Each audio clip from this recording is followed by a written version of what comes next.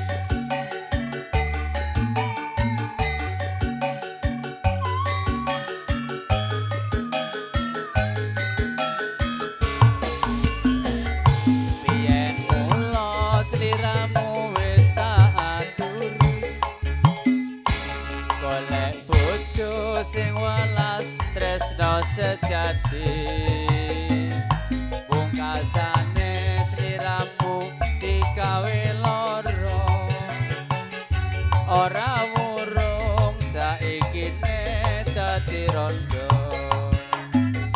nanging piye kabeh iki wis kepaksa